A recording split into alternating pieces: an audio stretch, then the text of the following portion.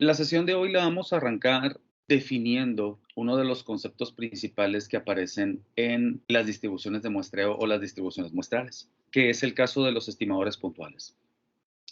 En una de las sesiones de la semana anterior mencionábamos que un estimador era un cálculo que yo le hacía a una muestra y que lo intentaba hacer pasar por el cálculo realizado a una población.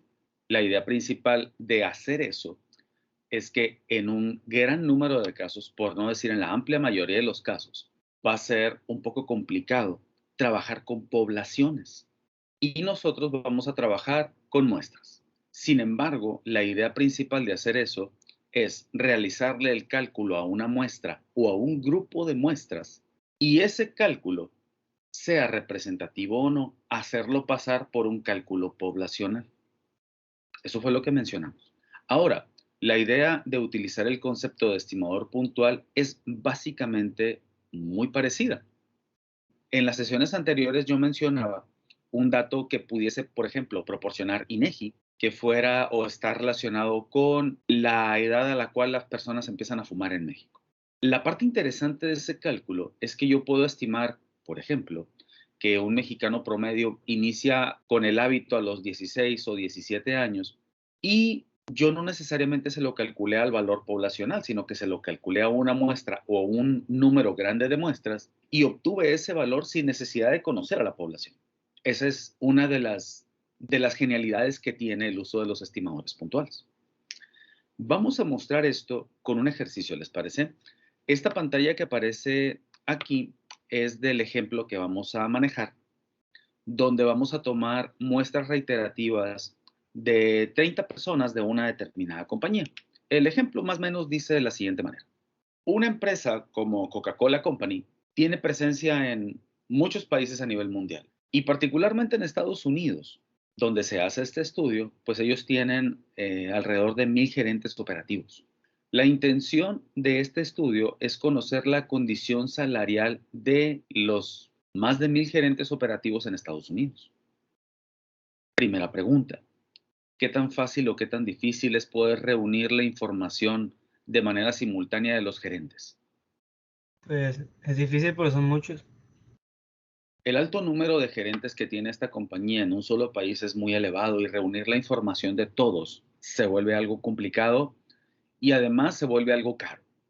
Sin embargo, la información que se puede recopilar de estos 1,000 gerentes de la compañía, pues va desde la información salarial, si ellos han recibido o no, se me ocurre, ¿no? Una capacitación, o si tienen algún tipo de seguro social, o si tienen plan de vida, o si tienen una serie de características muy amplias dentro de la compañía, ¿no? La idea es tomar 30 gerentes como muestra, o una muestra de tamaño n igual a 30. ¿De acuerdo? Supongamos por un momento que alguno de ustedes, o todos ustedes, son gerentes de la compañía, y yo empiezo a sondear cuál es el salario anual que tiene cada uno de ustedes en esta compañía. Le pregunto a las personas que voy viendo. Le pregunto a Itam, le pregunto a Romina, le pregunto a Londra, le pregunto a Andrea. Recopilo la información de 30 gerentes y obtengo que el resultado de la media salarial de esos 30 gerentes es igual a $51,276. ¿Hasta este momento queda claro? Ahora, viene una pregunta interesante. Yo recopilé información de 30 gerentes. ¿Será suficiente con la información de 30 gerentes para que yo pueda decir el salario promedio de un gerente en Coca-Cola es de $51,276? O sea, que yo pueda generalizar ese valor para todos los gerentes operativos en Estados Unidos. Yo creo que no, profe. Fernando dice que no. ¿Qué dicen los demás? Tampoco, eso es apenas como un 3%, no creo. Depende de cómo se haya tomado la muestra también. Depende cómo se haya tomado la muestra. Porque hay estados donde se paga más, donde se paga menos. Entonces, Y no sabemos de dónde provienen. Tal vez, por ejemplo, un estado como California paga un poco más que un estado como Washington, por ejemplo, o Florida, o Nueva York, que están del otro lado, ¿no? En el otro océano. ¿Qué solución podemos proponer a esto? Bueno, como 30 es un tamaño de muestra relativamente pequeño, pues yo lo que pudiera hacer es tomar una segunda muestra del mismo tamaño, ¿no? Tomo una segunda muestra del mismo tamaño y hago exactamente lo mismo. Le pregunto a cada gerente su salario, promedio los 30 salarios de la segunda muestra y obtengo como resultado una media salarial anual de $52,670. La primera muestra que nosotros tomamos nos arrojó una media salarial de $51,276. La segunda muestra nos arroja una media de $52,670. ¿Cuál es mejor? ¿La primera o la segunda? La segunda. La segunda. Pues las dos son igual de válidas. Marco dice que las dos son igualmente válidas. ¿Los demás? Yo también creo que las dos son iguales. Alicia cree que las dos son iguales. Bueno, vamos complementando un poco. Igualmente válidas. Porque definitivamente una me dio 51,200 y esta me da 52,600. Igualmente válidas porque las dos muestras son del mismo tamaño y las obtuve de la misma población. Ahora, tengo dos muestras de 30 gerentes. ¿Con eso será suficientemente representativo para asumir que el dato o el valor que obtenga al final representa a los más de 1,000 gerentes? Yo ya me di cuenta que tomar una muestra de tamaño 30 es mucho más rápido, sencillo, productivo que intentar recopilar la información de los más de 1,000 gerentes que tiene esta empresa. Por lo tanto, tomo una tercera muestra. Por cierto, ahorita yo preguntaba cuál muestra es mayormente válida, si la primera o la segunda, o a cuál le hago más caso, si a la primera o la segunda. Si yo, por ejemplo, comparo las dos, pues las dos las obtuve de la misma población y son del mismo tamaño, por lo tanto son igualmente válidas. Sin embargo, si yo, por ejemplo, en lugar de tomarlas en cuenta de manera separada, tomo la media de la primera muestra, tomo la media de la segunda y promedio, en teoría, yo estoy tomando la información de 60 gerentes y no de 30. Al promediar la primera muestra con la segunda, técnicamente yo estoy utilizando la información de 60 gerentes. Si yo le quiero dar mayor validez al estudio, tomo una tercera muestra, mismo tamaño, de la misma población. Vuelvo a preguntarle los salarios a los gerentes y obtengo que el promedio ahora es de $53,115. Y repito la pregunta, ¿cuál de las muestras, de las tres muestras que yo llevo, tiene mayor validez? ¿La primera, la segunda o la tercera? La tercera. La tercera. ¿Qué dicen los demás? Que las tres son iguales. Que tienen la misma validez. Exacto. Las tres muestras son del mismo tamaño y las obtuve de la misma población. Por lo tanto, de manera individual, las tres muestras tienen el mismo grado de validez. Tomé la muestra de 30 gerentes de forma aleatoria, por lo tanto son igualmente válidas. Sin embargo, el cálculo adquiere más fuerza si yo en lugar de tomar de manera separada las tres muestras, promedio las tres muestras y obtengo una media salarial ya no de 30, sino de 90. Bueno, ¿qué tal que ese ejercicio lo repetimos 500 veces? Técnicamente, si nosotros tomamos la calculadora y multiplicamos 30 por 500, yo estaría recopilando la información de 15,000. de 15,000 gerentes. Entiendo que la compañía tiene poco más de 1,000 gerentes. Sin embargo, al hacer este ejercicio, yo estaría recopilando hipotéticamente información de 15,000 gerentes, lo cual en teoría, solo en teoría, le daría un grado de validez más elevado que la población misma, ¿no? Si nosotros le calculáramos la media a cada una de las 500 muestras recopiladas y nosotros promediáramos esas 500 muestras, considero que tendríamos un panorama muy cercano a la media salarial anual de toda la población. La parte interesante del asunto es que si yo, por ejemplo, como comentaba ahorita, recopilo una muestra de 30 y le cambio solo un elemento, yo ya tengo una muestra diferente. ¿Por qué puedo afirmar eso? Bueno, porque de manera aleatoria yo puedo seleccionar los elementos y pudieran coincidir uno de la misma muestra, o 2, o 5, o 10, o 29 de la misma muestra. Es un tanto cuanto complicado, ¿no? Pero hipotéticamente es posible. Si realizamos el cálculo de todas las medias de las 500 muestras, pudiéramos formar algo que nosotros en probabilidad y estadística llamábamos distribución de probabilidad. Dentro de los temas de distribución de probabilidad, a nosotros nos enseñaron que dependiendo de la información de los datos y el tipo de escenario que tengamos con los mismos, podemos distribuir dichos datos en una distribución tal que pudiéramos tener una forma definida. En este caso, va a haber un teorema, y lo voy a mencionar un poquito más adelante, va a haber un teorema al cual se van a apegar la gran mayoría de las poblaciones a las cuales yo le recopilo muestras, tengan o no tengan una distribución de este tipo, que es una distribución de tipo normalizada o normal. Ahora, como ejercicio, yo lo que voy a hacer con esta información es clasificarla. Y la voy a formar en tablas.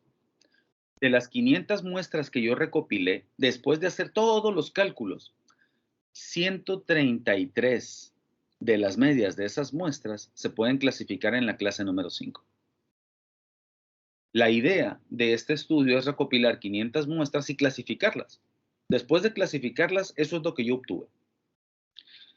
Si sumamos todas las frecuencias de clase, ¿alguien lo puede hacer? Sumar todas las frecuencias de clase para ver cuánto nos da. ¿O cuánto nos debería dar? 500, profe. 500. Con esta información, yo puedo saber la media de todas las medias. Tengo el número de muestras. Ojo, estas frecuencias que están aquí, este número 2, ¿a qué equivale? ¿Son 2 qué? 2 muestras que están entre ese rango, ¿no? Son 2 muestras. Eso es bien importante que lo entendamos. Hasta este momento, en probabilidad y estadística, nosotros habíamos manejado tablas de frecuencias, las cuales agrupaban elementos. En este caso, los elementos son muestras. Eso lo convierte en distribuciones de muestreo. Esta distribución que están viendo aquí es una distribución de muestras. Estos dos son 2 muestras, son 16 muestras, 52 muestras y así de forma sucesiva. Con esta información que yo tengo aquí, puedo calcular el promedio salarial de las 500 muestras. ¿Cómo lo puedo hacer? Sería en donde hay más frecuencia, ¿no, profe? ¿Perdón? Sería en el valor donde hay más frecuencia, que sería en el 51.500 y 51.999. Esa respuesta es buena. De hecho, yo puedo intuir, ojo, intuir, que la media salarial va a caer ahí. Me imagino que se suman los dos datos y se dividen entre 2. Ok. Aquí la parte interesante es que en probabilidad estadística nosotros revisamos un cálculo que se llamaba la media para datos agrupados. ¿Lo recuerdan? Sí. ¿Y se acuerdan cómo se calculaba una media para datos agrupados? Yo la calculo de la siguiente manera.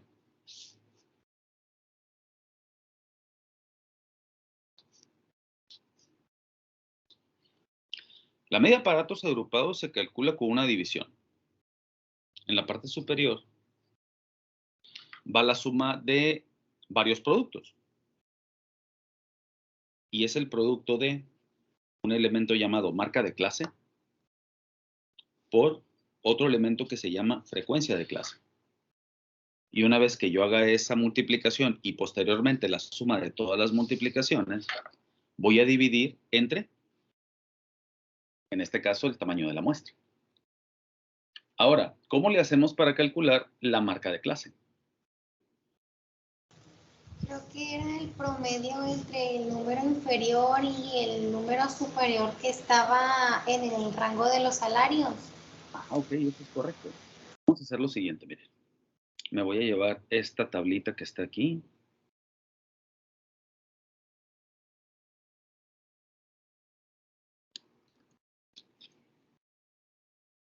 Me la voy a llevar a Excel para hacerlo un poco más dinámico, pero sí, correcto. Esa era la manera en la que yo calculaba.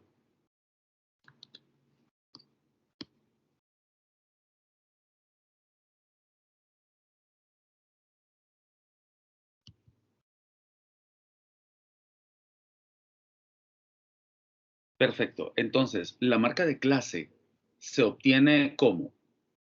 Por principio de cuentas, ¿qué era la marca de clase? Recordando. Como un número representativo del segmento o algo así. Muy bien, Karina. Si ustedes recuerdan de probabilidad estadística, se veían diferentes tipos de datos. Principalmente los podíamos clasificar, bueno, había muchas clasificaciones. Para efecto de manejo de información, los clasificábamos principalmente en datos cuantitativos y datos cualitativos.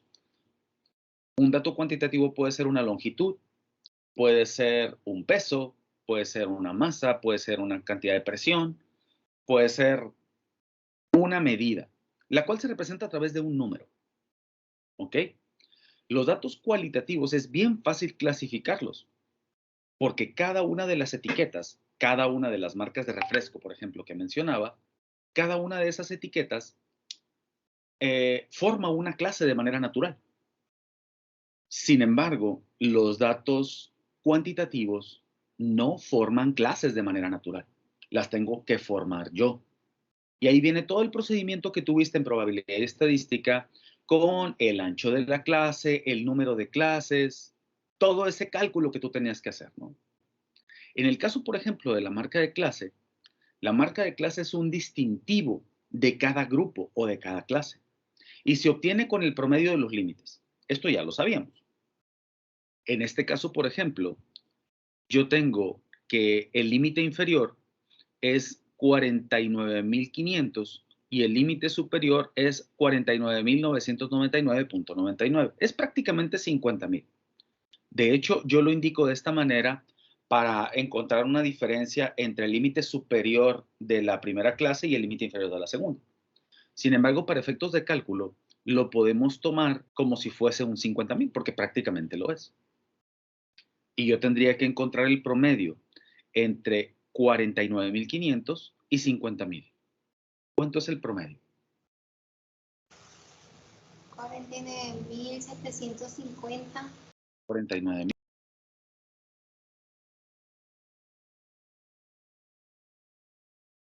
De la primera clase. ¿Cuánto me da la marca de clase de la segunda? 5.250. Ah, son 50.250. La tercera.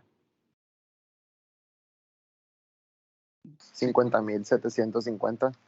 50.750. Y utilizando un poco de lógica me doy cuenta.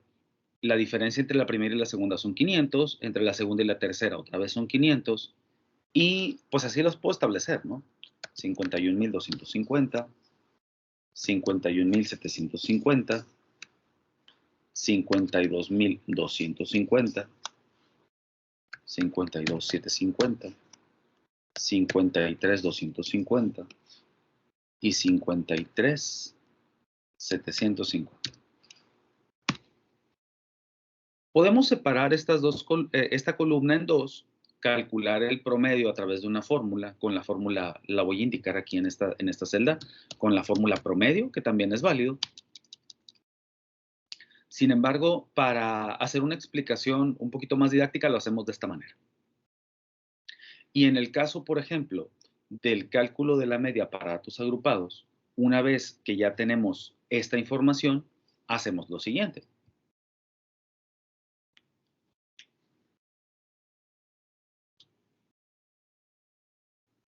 ¿Cómo nos quedaría la suma en la parte superior? Vamos a verlo con la primera. La primera me quedaría 49.750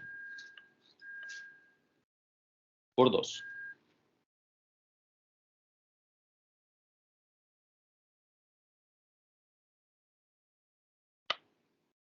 Más 50.250 por 16.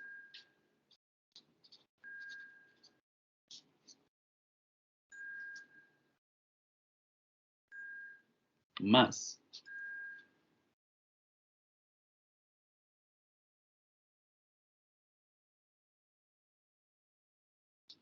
50.750 por 52. Más, y así de forma sucesiva con todos los productos. El último de ellos sería 53.750 por 6. Y eso lo voy a dividir entre n. En este caso, n representa el número de muestras de tamaño 30 que yo tomé.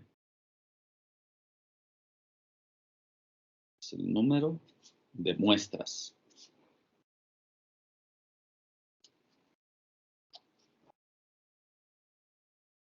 ¿Cuántas muestras de tamaño n fueron las que yo tomé? 500. 500. Tomé 500. Entonces, adelante. Este les toca a ustedes. ¿Cuánto les da? Profe, ¿puedo volver Bueno. a poner la frecuencia? Claro.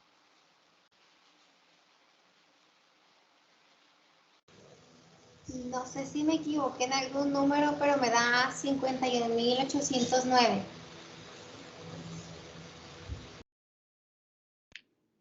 El primer valor que tenemos es de 51.809. Eso le dio a Karime. Sí, Eso le da a así es. Karime. ¿Qué dicen los demás?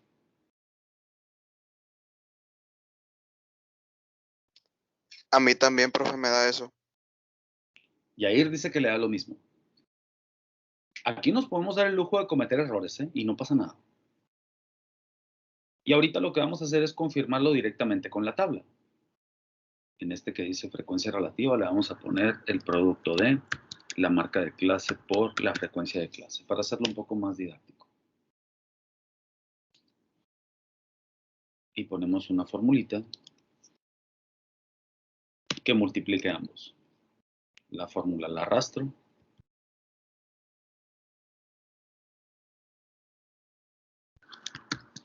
Y sumo.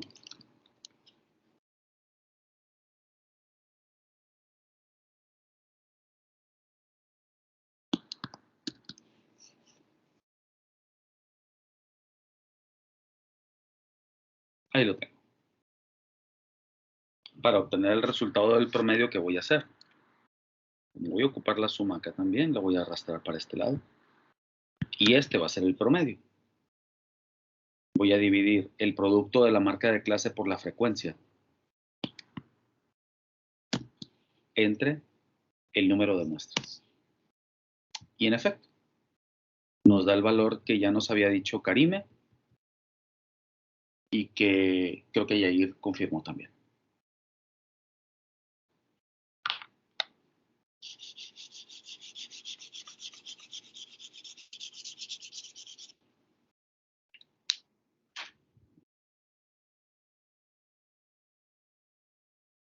Inicialmente yo les presenté una tabla.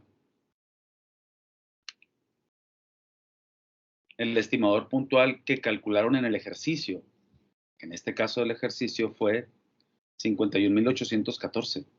Nosotros nos acercamos mucho más, dijimos que eran 51.809. La parte interesante del asunto es que el valor de la media salarial de la población es de 51.800. Y nosotros calculamos que la media salarial eran 51.809. Nada más que hay un pequeño detalle. Este valor es el valor del parámetro. Es decir, en este valor se conocen los salarios de los más de 1000 gerentes que tiene la empresa. Aquí yo no los conozco. Aquí yo tomé muestras de 30. Significa entonces que yo puedo acercarme a la media poblacional a través de medias con muestras. ¿Ya se dieron cuenta la potencia y el alcance que tiene esto? Puedo estimar la media de una población, acercarme a la media de una población sin conocerla. Esa es una de las grandes ventajas que tiene el uso y manejo de estimadores puntuales. Imagínate, por ejemplo, en una empresa manufacturera. Tú puedes estimar cómo está saliendo el producto final recopilando muestras. No necesitas checar todo. No necesitas verificar producto por producto que se va manufacturando o que se va produciendo. Basta con que tú recopiles una muestra que sea lo suficientemente representativa para poder estimar en una muy buena medida cómo se está saliendo o cómo se está produciendo un determinado artículo relacionado, por ejemplo, con una característica. ¿Con cuánto peso se está yendo la bolsa de 1 kilogramo en promedio? La bolsa de 1 kilogramo de azúcar, por ejemplo. Porque el indicador, que es 1 kilogramo, pero en verdad se está yendo así. ¿En verdad se está yendo con 1 kilogramo y no con 990 gramos? ¿O con 1050 gramos? Yo me considero una persona observadora. ¿Quiénes de aquí van a las tortillas? A veces yo. A veces dice Fernando, Yo, yo profe. voy a las tortillas, yo soy el que las lleva a la casa. Yo. ¿Ok? Y cuando pides 1 kilo, ¿te dan 1 kilo? No, un kilo y pasadito. No, nunca es exacto. La báscula donde yo compro las tortillas es digital. Y yo jamás he visto que me den 1 kilo. De hecho, es difícil que coincida. La diferencia es una tortilla. Sin embargo, es difícil que coincida en 1 kilogramo. Por lo general son 1 kilogramo y varios miligramos. O miligramos de menos. Eso pues no tendría mucha importancia, pero imagínate en un sistema productivo. Imagina, por ejemplo, que en lugar de que me den 1 kilogramo de tortillas, me dan 950. ¿La diferencia cuánto es? ¿2 tortillas? 2 tortillas. Ahora imagina que yo no soy un cliente ordinario, que soy un restaurante. 2 tortillas ya se traducen en ¿cuánto? 2 tortillas por kilogramo. ¿Se traducen en cuánto? Imagina por un momento que la bolsa del kilogramo de azúcar no es 1 kilogramo, son 950 gramos. Y que el cliente no soy yo que soy de a pie, el cliente es cafenio, que no compra una bolsa de 1 kilogramo. ¿Qué compra? Toneladas. No es que Ya se potencia, ¿no? Una de las grandes ventajas que te dan el uso y manejo de los estimadores puntuales es poder acercarte o poder estimar de forma muy precisa los valores poblacionales sin necesidad de tenerlos. Tremenda y enorme ventaja. Solo por curiosidad, una vez que yo clasifico cada una de las medias obtenidas en esta tabla, obtengo estas frecuencias. Supongamos por un momento que yo decido elaborar un histograma. El histograma me queda de esa forma. De hecho, nos podemos ir rápidamente al Excel, seleccionar todos mis datos, le digo insertar, me voy a los gráficos recomendados o me voy a los gráficos de barras y me arroja exactamente algo parecido a lo que ustedes vieron en la imagen. ¿Ok? Le voy a decir que lo mueva a una hoja separada, gráfica 1. Y ahí está.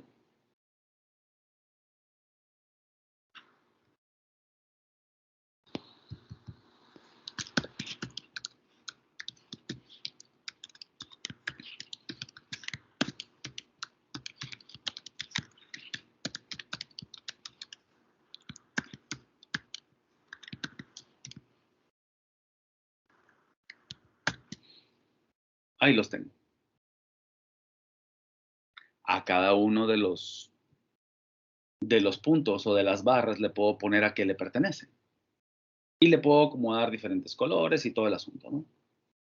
Esto yo lo puedo hacer en Excel. Ahora, viene una parte importante. Y ya con esto cerramos en la clase de hoy. ¿No se les hace alguna figura característica de algo que hayamos visto anteriormente en probabilidad y estadística? La distribución de probabilidad. La distribución de probabilidad, ok. Pero ¿a cuál de todas se parece? Porque hay muchas. Es la de campana. Disculpa. La de campana, dijo. Se parece a una distribución de campana, no era el que se escuchar porque había mucho ruido aquí. En efecto, se parece a una distribución acampanada. Mejor aún, una de las características importantes que tenía la distribución de campana es que yo podía, a través de una función de densidad de probabilidad, calcular la probabilidad de ocurrencia de un determinado escenario. Sin embargo, esta forma de distribución tiene disponibles tablas de probabilidad, a través de las cuales yo puedo encontrar valores de Z y valores de áreas, o valores de probabilidad, según sea el caso. ¿Alguien me puede decir, así recordando, cuáles eran algunas de las características que tenía la curva normal? ¿Cuáles son los datos más importantes con los cuales yo puedo construir una curva? Que nunca tocan el eje horizontal. Nunca tocan el eje horizontal. Ok, ese es un detalle interesante. ¿Cuáles son los dos datos necesarios para construir una distribución de probabilidad normal? La media y la desviación estándar. Y la desviación estándar. Muy bien. ¿Los demás lo recordábamos? La verdad no. La verdad no. Ok. Pregunta. ¿Qué hay debajo de la curva? Muy bien. ¿Dónde está la mediana de la curva? ¿Y la media? Probablemente también en el centro. ¿Y la moda? En el centro. Ok. Quiere decir que las tres medidas de tendencia central más importantes en probabilidad y estadística están justo en el mismo lugar. Probablemente sí. Probablemente sí. Ok. Les voy a platicar lo siguiente. En las primeras 3 unidades vamos a ver o vamos a utilizar prácticamente a diario la curva de distribución normal y es importante que ustedes la recuerden. El día de mañana vamos a hacer un pequeño recordatorio de cómo funcionaba la curva de distribución de probabilidad normal. ¿Les parece? Sí, por favor. Ok. La normal es esa de campana. ¿Cuál es? Exacto. Es la curva gaussiana, la curva normal. Se le puede llamar de diferentes maneras. Hasta aquí, chicos. Dudas, preguntas, comentarios adicionales. ¿Todo bien? ¿Todo bien, profe?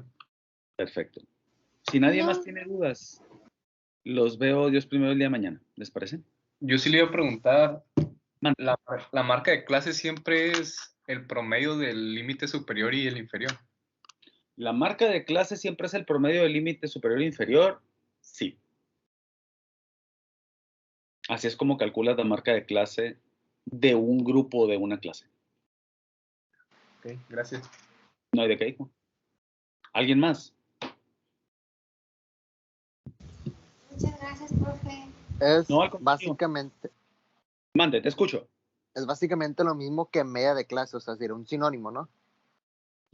Lo que pasa, como les comentaba hace rato, es que tú ocupas hacer eso porque cuando manejas datos de tipo cuantitativos, no tienes una referencia del grupo. La marca de clase funciona como referencia del grupo.